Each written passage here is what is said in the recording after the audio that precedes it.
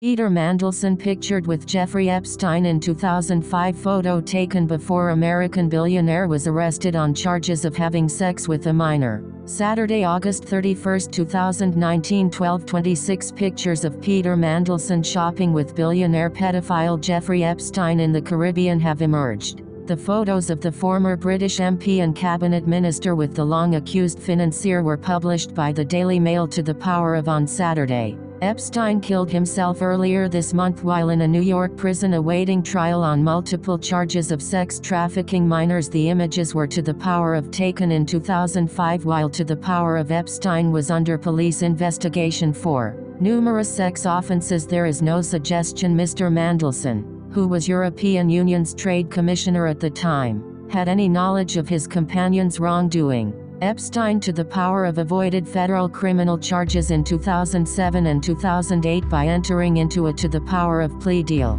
He was then arrested in 2019 for a string of child sex offenses. Mr. Mandelson, who was friends with Epstein's former lover Ghislaine Maxwell, was staying on the island of St. Barthélemy when the pictures were taken, but it is suggested the two may have met on other occasions. In 2011, Virginia Roberts, who claims she was a sex slave to Epstein, said that she was introduced to Mr. Mandelson at a dinner party at the financier's house in New York. She said, "I never heard of Jeffrey knowing Tony Blair, but he did know Peter Mandelson. I remember him being at the house in New York and I was introduced to him at a dinner party. He and Jeffrey talked business together. I assumed they were in business together." If the United Nations was serious about combating the organized rape and trafficking of children that's allowed and encouraged to do so by Catholic canon law, it would treat the Vatican as the criminal organization that it is by revoking the diplomatic status of the Vatican at the UN and barring its representation on UN committees. It would encourage all nations to nullify their tax exemptions to the Catholic Church and revoke the financial concordats that unlawfully funnel billions of dollars of taxpayers' money into the Vatican Bank. And it would declare the Vatican Incorporated to be a transnational criminal organization under the UN Convention by that name.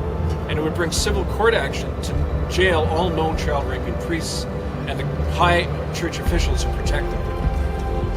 But the truth is the United Nations has done none of that, and that thereby it's enabled the Church to continue its reign of terror against the innocent children all over the world, not tens of thousands as they name, but millions upon millions of victims of the Catholic Church, including children not yet born.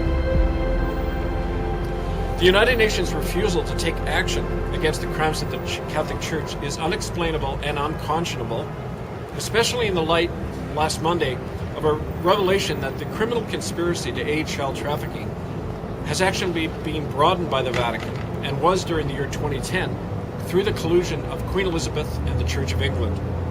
And that conspiracy actually implicates the present Pope Francis as well. Last Monday, our organization revealed that on September 16, 2010, the Vatican and the Crown of England, through their chief officers, entered into a formal criminal conspiracy to traffic children and aid and abet child rapists all over the world. That conspiracy occurred between Queen Elizabeth and former Pope Benedict, Joseph Ratzinger, at Holyrood Castle in Edinburgh, where as a condition of the merger of the Church of England and the Church of Rome, the Queen agreed to place all Anglicans under this notorious Catholic canon law known as Crimen Solicitanus. That law, which is still on the books, requires that all child rape be covered up by priests, therefore obstructing justice and subverting the sovereign laws of countries all over the world when it has to do with the protection of children, including the United States and Canada. The present Pope Francis, Jorge Bergoglio, has not only concealed this conspiracy, but recently has been named by a former insider in the Argentine government as actually having organized the trafficking of children in Argentina during the Dirty War in the 1970s. So last Tuesday, on the basis of these facts, our International Tribunal into Crimes of Church and State petitioned the Common Law Court of Justice in Brussels to begin formal proceedings against Jorge Bergoglio, Pope Francis, to charge him with aiding and abetting human trafficking, inciting treason and crime, and subverting the law of nations through his policies and practices in the Church. Now, the opening hearings of that case against Jorge Bergoglio will begin no later than Monday, March 31st, 2014, after which a public summons will be issued against Pope Francis. The International Common Law Court is also being asked to name as defendants in this case the corporations of the City of London and the Crown of England, as well as the Vatican and the Jesuit Order.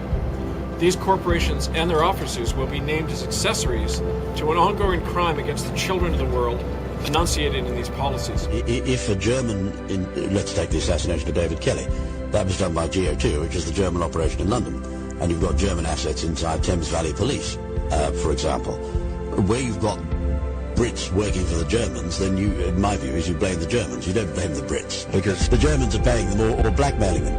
Paedophilia is a wonderful means, if you're a hostile intelligence agency, of blackmailing politicians. The reason it's particularly disgusting, quite aside from the element of sexual abuse and coercion and corruption of young people, that's disgusting in and of itself.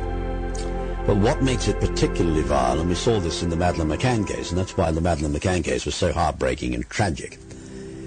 If the children are, and I'm afraid with paedophilia we sometimes have babies being abused, but if you're not talking babies, if you're talking toddlers who are able to recognize the people who are abusing them, since the people, there's absolutely no point doing it unless the politician is high profile.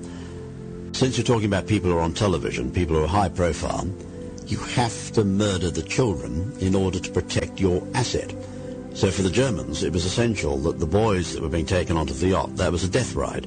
When Jimmy Savile was taking, let's say, a 14-year-old boy down to Morning Cloud, handing him over to Ebert Heath or a member of the crew on the yacht, it was a death ride. That was that boy's last journey on Earth, because there was no way in the world, recognizing Ebert Heath, that he could be allowed back on shore.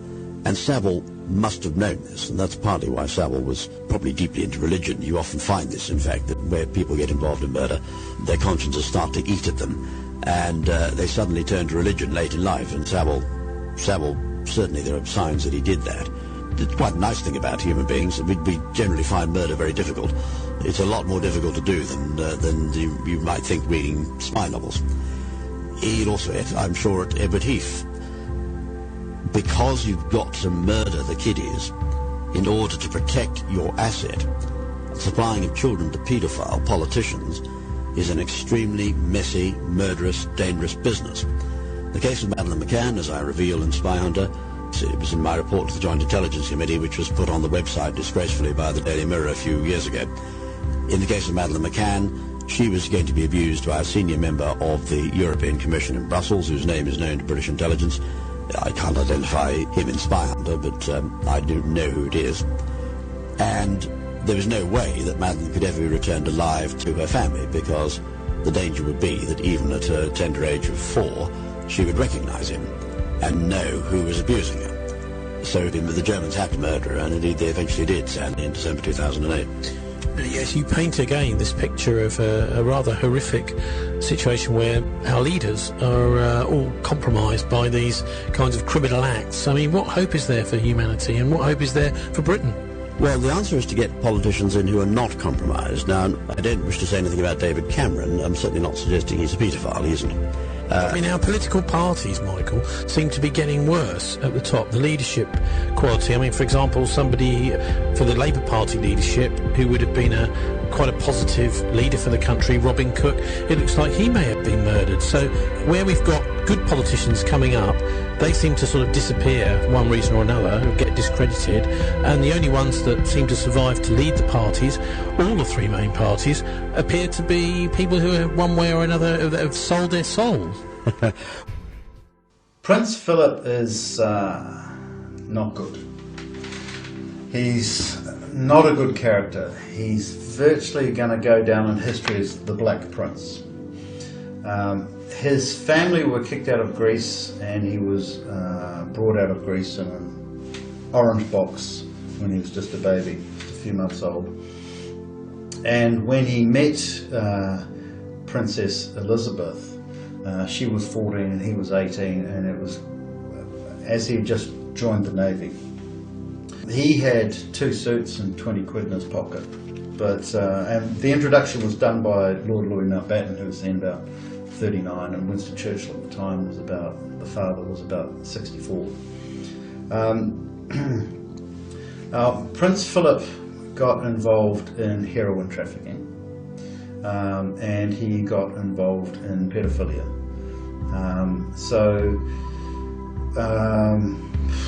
Which first? Princess Elizabeth and Prince Philip were due to go on a world tour, and they're due to go to New Zealand in 1952. But King George VI died, so she got crowned and the world tour was delayed a year. They went to New Zealand, and they went to Lake Rotoiti and stayed in Moose Lodge from the 1st to the 4th of February 1954. Now the pedophilia and the heroin go hand in hand, and that those who supplied children to Prince Philip were then invited into the heroin trafficking ring. And the heroin trafficking was done through the Navy, and it was done using sonar buoys, which were called seahorses. So the pedophilia story that I've heard from intelligence in 1954, 1st to the 4th of February at Moose Lodge in Lake Rotoiti, was that Prince Philip used to wear a rabbit suit, and the children were given scopolamine, which is an inhibition inhibitor and a memory loss agent. And the children were selected from parents who were compromised or could be compromised. Lord Mandelson, the NSPCC and the Idlington cover-up. View all posts by John Ward. The horrific Idlington case shows the normal form of Britain's social care secrecy reversed. If ever a system needed reform and proper police investigation, this is it. Most towns now have a Safeguarding Children Board SCB. Their job much of the time is to safeguard the reputation of social workers who screw up. In this endeavor, they are knowingly assisted by the family courts which, in turn, protect their own kind. Both can, effectively, refuse to release information to anyone from the monarch downwards. See the NBY archive for more background under the care home files. Last year, the slogger was prevented from revealing a disgraceful cover-up in Plymouth by an arbitrary gagging order. The order was issued by a senior judge, but in the Idlington case, astonishingly, this time Doncaster SCB refused to release a report to the judge. The BBC has obtained a copy, and describes it as revealing very serious shortcomings and a failure to comply with legal duties to the power of. I'm pleased to see this intransigence, because it raises public awareness of the evil being hidden from view in the legal care stitch-up that is Britain's care system. As we revealed on NBY last year, Harriet Harman and Ed Balls have been long on good intentions in this field, but short on action. A pivotal organisation for childcare in Britain is the NSPCC. Lord Mandelson, who has never married, is one of its leading patrons. When it comes to secrecy, the two are well matched, for Mandy hides all his financial affairs behind a blind trust. His lordship did however campaign actively for the age of homosexual consent to be lowered to 16, and as long ago as 2002, documents that the NSPCC submitted to the public inquiry into Victoria Climby's death, in guess where? Haringey, were apparently changed to put its conduct in a better light. Radio 4's Today program revealed how the NSPCC's own staff did next to nothing when Haringey Social Services referred 8-year-old Victoria to an NSPCC family centre in North London. Perhaps little surprise then that this week, in the light of Idlington, the NSPCC trotted out the never-ending mantra: full reports should not be made public as sensitive information must be kept confidential to protect vulnerable children. This excuse is wearing very thin indeed. How hard would it be to release documents and hold trials while blanking out the victim's name? We do not need 12 million innocent people to be vetted and barred. We need the police and informants to root out criminal perversion and covered-up incompetence in the judicial and child care systems once and for all. In the meantime, ministers doing their jobs as opposed to tweeting from trains would be a good start.